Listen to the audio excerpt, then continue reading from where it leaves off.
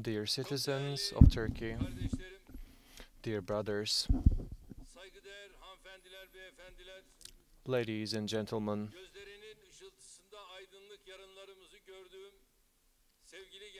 dear young and children, the light of future I see in their eyes. With my great pleasure, I would like to extend my gratitude to each one of you.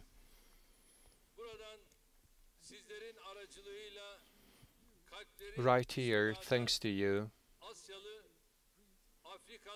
I also would like to extend my gratitude to Asians, to Africans, to people from Arakan, Kashmiris, Yemenis, Libyans, to Syrian people who are under oppression.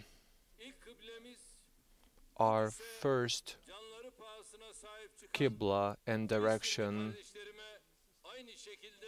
is also sent to our Palestinian brothers who are embracing Al-Quds.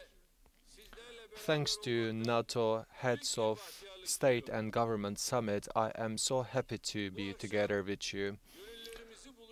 Tonight, first and foremost, I would like to extend my gratitude to everyone who contributed to gather us here together. I also would like to thank all of our friends and the members of the United Islamic Community. I would like to thank you for your Pacta Sunt Servanda and your love and commitment in this path. Enes El Tikriti, who rendered a speech previously, on behalf of all the NGOs, I would like to thank him separately. Together with our citizens and brothers, we are organizing such a wonderful meeting, and I would like to say welcome to each one of our participants who are with us today, tonight. Once again, on behalf of our brothers, sisters, your friends from Turkey, we extended their greetings to you. The tolerance of Konya, Mardin, Diyarbakır, the nobility of Istanbul, the cities of the prophets, Urfa, and I also would like to extend the love of Hatay, which is the city of Habibi el-Jari. From here,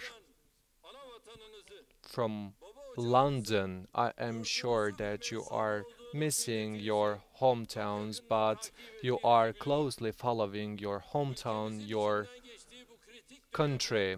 As you know, that Turkey is going through quite hard times, and I am sure and I am aware of the fact that your prayers are with us all the time. Some of you came here in order to earn their lives, some of them came here in order to study here, and some of them and some of you actually came here in order to establish a better life for yourself. As you come here, I'm sure that you left your friends, your families in tears, and you left your loved ones in Turkey. One of the most important figures of the Turkish literature, Erdem Bayezid, who unfortunately passed away, described this separation as follows. Maybe it will be hard to translate, but let me read his verses. Farewell, my country. The land that I was born into is the pharmacy of my spirit. The juice of the fruits are flowing like blood in my body. When I am in despair, I let my tears in order to grow hopes. I know by heart the gardens and the fountains of my memories. I am the identity of myself. I raise my children and I share this land with my family. Farewell, my own country. So I am sure that you are leaving your hometown with such feelings in your hearts, and away from your hometown, thousands of kilometers away from your hometown, you established a new life for yourself. You never gave up against the challenges and you never step back. If you have faith, there is always opportunity and possibilities. And that's how you turned these lands for longing. With your success, I'm sure that you made us proud and you made your families proud. Our nation, whose history is full of success and triumphs, you represented our nation in here with great pride. In 12th of December, there will be a local election in the UK. As the chairman just mentioned, you should play a key part in the upcoming elections, and I'm sure that you'll do that. On behalf of my nation and my country, I would like to thank each one of you. May God will save you from all troubles. Dear brothers, I would like to state with great joy that Turkey is in the safe hands. Turkey is in peace, in welfare. With comparison to 17 years ago, Turkey is much more stronger.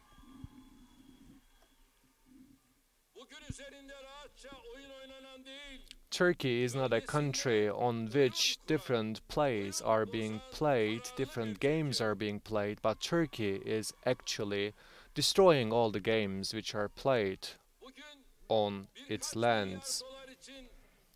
Today, Turkey is not begging for a couple of $1 billion, but Turkey is the country with the highest amount of humanitarian aid. Turkey is such a generous country. With comparison to 2002, Turkish economy grew 2.5 times more, and income per capita reached to $9,700 from $3,500, and Turkey is breaking the records every year in terms of exports. With our railways, with our tunnels, with our highways, with our motorways, and with our bridges and viaducts, Turkey is having the biggest airport in the globe. And with new bridges connecting Asia to Europe, Turkey has completed its essential infrastructure. Today, in Aegean side, in Black Sea, in Eastern Mediterranean region, Turkey is defending its right, and the Turkish fleet is so strong that it stands by its own interest. Today, Turkey is embracing more than 4 million oppressed people, and we opened our arms wide in order to embrace them. Nowhere in the world other than Turkey there is a country who is able to host so many refugees. There is no such a country like Turkey. Among those 4 million refugees, approximately 3,250,000 of them are Arabs and 300,000 of them are Kurdish, but we are also hosting Yazidis, Keldanis, Aramis. So without showing any sort of discrimination whatsoever, we are hosting those people in our lands. Of course, there is one more thing that matters. What did European Union do? Up until now, although they gave their commitments, although they promised, in 2016, Europe said that I'll give 6 million euro as an 6 billion euro as an aid, but unfortunately 3 billion euros of aid was distributed to our Red Crescent, to AFAD, through different NGOs. And this aid is not going to our national treasury. But what did we do so far? Up until now, we have spent more than $30 billion as an investment for our refugees. This is what makes Turkey different.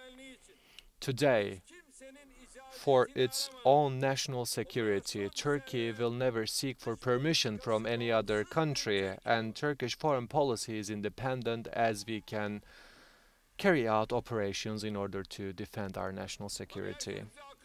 Of course, everybody tries to give us recommendations, and they ask, what do you do in Syria? So they ask us when we are going to go out from Syria, and we give only one answer. What are you planning to do in Syria?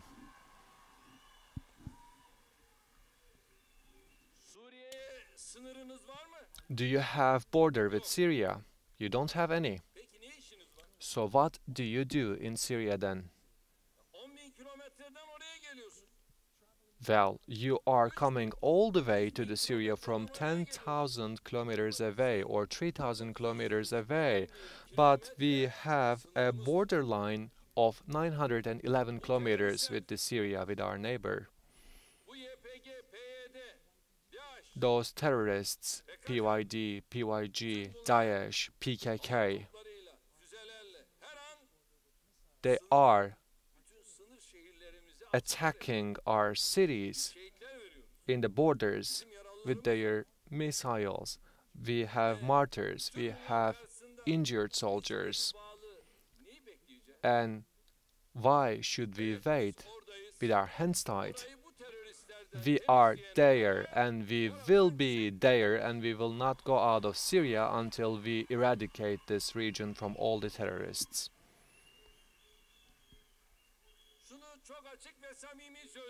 Once again, very sincerely, I would like to reiterate that we don't have an eye on the lands of Syria, but the ones who have an eye on the lands of the Syria, please leave.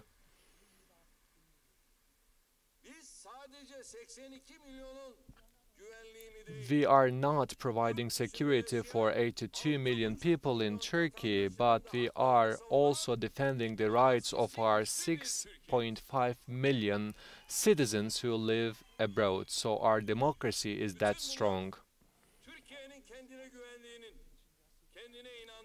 This is clearly showing that Turkey believes in itself, and Turkey is unleashing its potential after many years. Without a doubt, this success belongs to all of us. It is the masterpiece of all of us. First and foremost, this success belongs to the people who believes in its state, in its country, and to the people who can act by sacrificing their lives, just like in the cases of 15th of July coup attempt.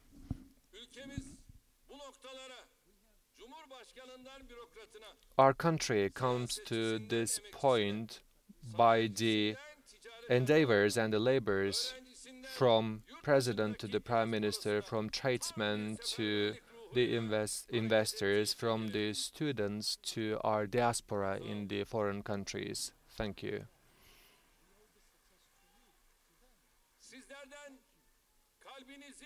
From all of you, I would like to state that please believe in Turkey. Please trust to your country.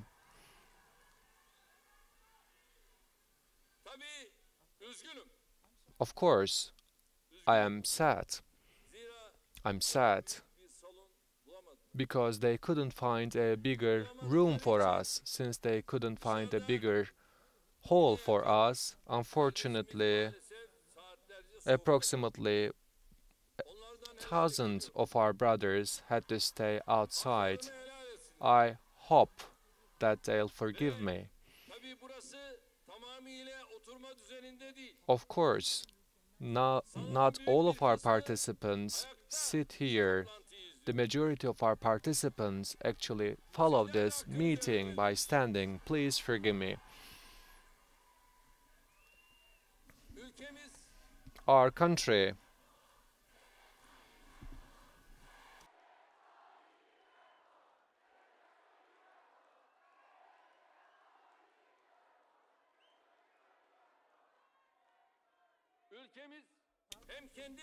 Our country is defending its survival, and we are taking the necessary steps in order to establish stability in our neighboring regions. With the contribution of Turkey, oppression lives for peace and justice. A new world is being established in our region.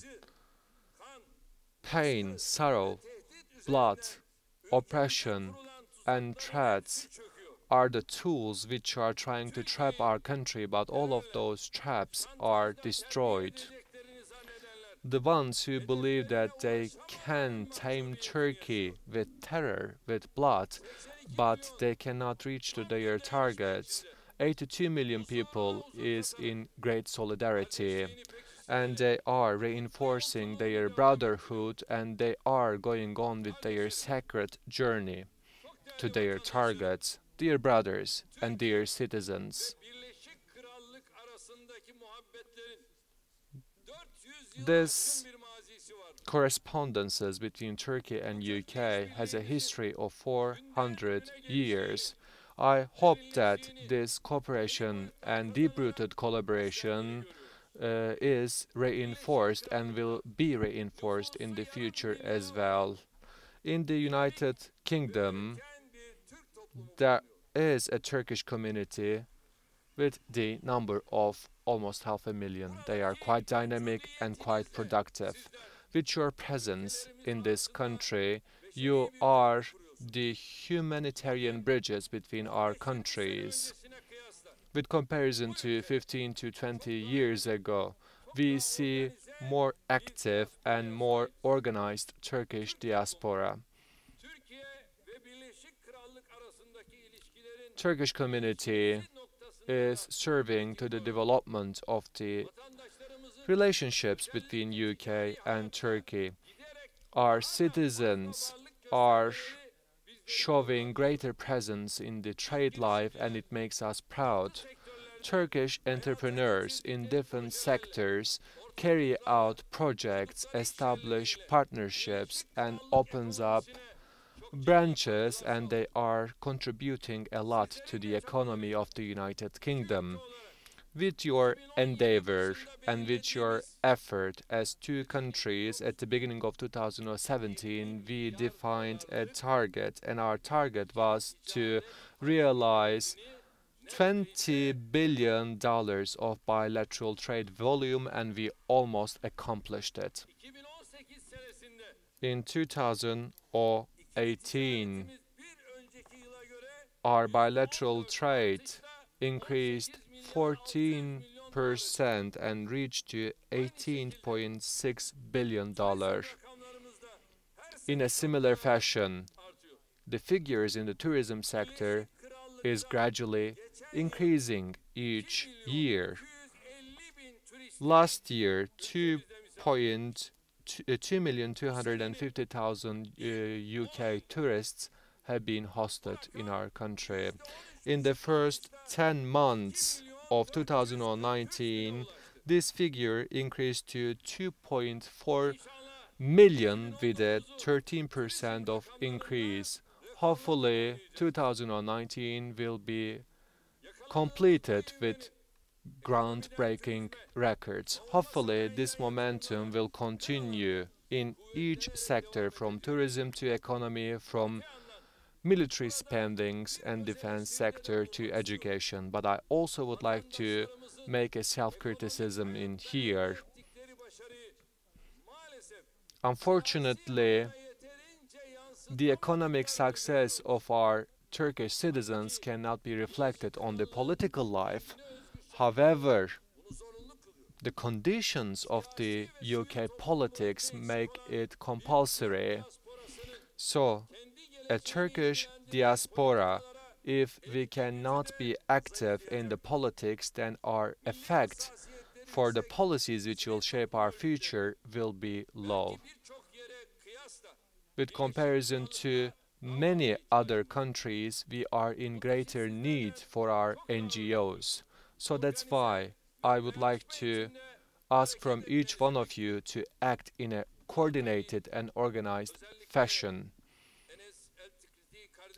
And I also would like to state that Enes El Tikriti, our brother, together with NGOs and together with Mr. Abdul Rahim, I would like to say that your steps will be of crucial importance in this field. So if you keep despair and low self-esteem away from you, then nobody can hinder you. If you can come together under the same ideals and if you act in solidarity, nobody can divide you. Dear friends, today in the NATO summit, I also extended my condolences because the issue of terror, as you know, is a topic for the last 40 years for Turkey. We have lost many of our citizens due to terrorist attacks. And dear brothers, unfortunately, as those unfortunate events were taking place, nobody sat and extended their condolences and nobody called us.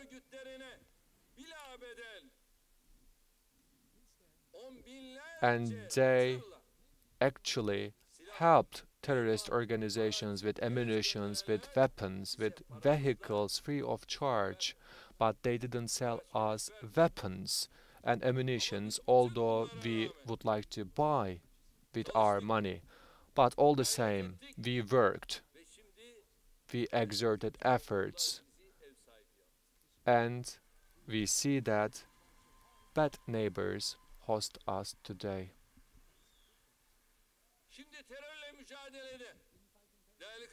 In our fight against terrorism, dear brothers,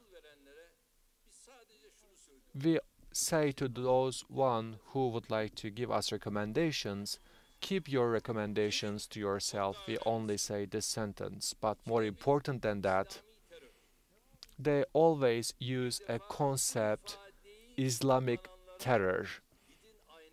First of all, I recommend them to look their faces in the mirror. Islam comes from the root of silm in Arabic. Silm means peace in Arabic. And Islam is a religion of peace. So nobody can use terror and Islam in the same sentence. Nobody can use terror as an adjective together with Islam, which is the religion of peace. So I condemn the ones who use this notion. And we have to ask them a question. In New Zealand, a person killed 51 Muslims during prayer. Who were them? Christians. Do we use a term like Christian terrorism? Did we use such a term at all? We didn't, and we will never use such a term because our religion will not allow us to use such a term. Therefore, rather than using a notion, a term like Islamic terror, you should try to establish peace among our religions. But unfortunately,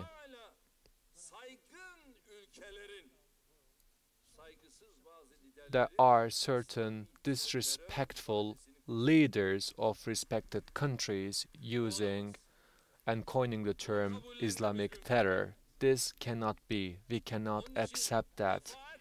That's why, in a repetitive fashion, we always warn those leaders not to use those terms in our bilateral meetings. We said this and we will say it again, because in our religion they cannot be together. For example, I am speaking on behalf of the distorted Christianity in our religion. If somebody slaps you on your right cheek, you will not shove your left cheek, and we shouldn't slap on the left cheek because oppression doesn't exist in our religion. Dear brothers, the political, economic, social, and cultural life of Turkish diaspora can be strengthened and reinforced in the UK community via better education of our Turkish young people. The Turkish people should preserve their connections with their mother country, and this doesn't pose any hindrance to the integration to the mainstream society. In the age of globalism, one person can feel that they belong to more than one country.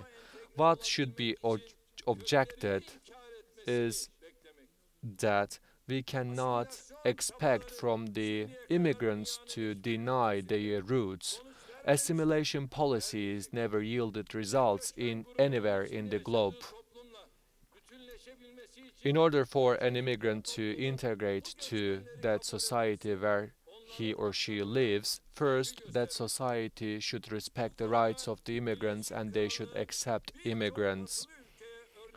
And I do believe that the United Kingdom can be a role model to many countries, so they are comprehensive on that regard.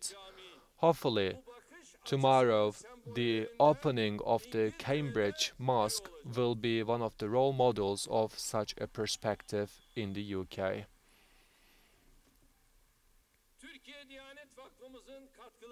With the contribution of the Religious Foundation of Turkey and with the great endeavors of Yusuf Islam Cat Stevens, this mosque will be a reality in the UK, and it will be a source of pride for all the Muslims who live in these lands. On the other hand, we also closely follow the Brexit process. Our citizens who live and work in the United Kingdom should not be negatively affected by this process, and our ministries work in that regard. Your rights, which are arising out of the partnership and association agreement between Turkey and European Union, are tried to be preserved, although the Brexit process is going on, and our close cooperation with our embassies and consulates in the UK will be going forward on that regard. Racism, fascism, Islamophobia, and anti-Semitism is increasing in many European countries. Muslims are subjected to far-right radical movements, and Turkish people also. The last European Parliament elections showed us that this politics carried out based on the identity is taking the common ground, and the historical prejudices contributed to that. And certain politicians with their disrespectful speeches contributed and catalyzed that. Islamophobia is not the problem of our Turkish citizens only, but it is the problem of the whole Western world. Everybody is negatively affected by this cultural racism. In the London subway, the Jewish father and son was targeted, and it was criticized by a Libyan Muslim citizen. Neo-Nazi organizations today are great dangers like Daesh and PKK for the peaceful future of humanity. Organizations like Daesh and PKK, we should show perseverance to against those organizations and the organizations like neo-Nazi organizations. So nothing good will come out if we feed those organizations for the short-term interests. Dear brothers, as Turkey, we are against and have always been against to hate speeches and racism in each platform in order to defend your rights. We are fighting and working both on the negotiation tables and also on site. And we want you to make use of the rights and the possibilities which are arising out of rule of law and democracy. PKK, YPG terrorists, and you shouldn't leave these rooms and possibilities to those terrorist organizations and also the FETÖ terrorist organization. Please show and explain the real face of those terrorist organizations. And please show and explain to those people how badly you are affected by the tolerance which are shown to those terrorist organizations. Please tell them that these terrorist organizations are common enemies for the whole humanity. Of course, we should be away from the traps some people are trying to set up for us. Please do not overlook terrorist organizations to manipulate the enthusiasm and the excitement of our young people. Please never lose the tolerance of the Muslim people. As you are fighting against terrorist organization, never leave the ground of sovereignty, rule of law and democracy. You should be the spokesperson of justice and law, and if that is the case, then their allegations will be for vain, and the Republic of Turkey will always stand by you. As I conclude my speech, I would like to thank you for the love that you have shown to our country. On behalf of myself, my wife, and my nation, once again, I'd like to thank each one of you.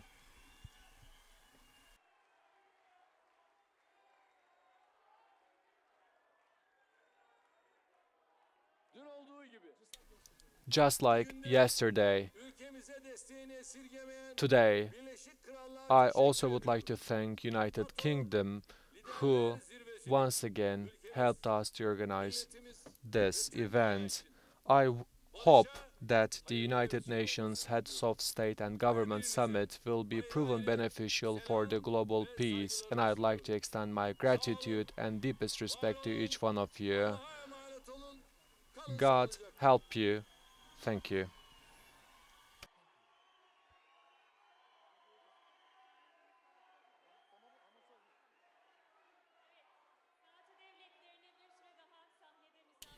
We would like to keep you on stage a little further, and first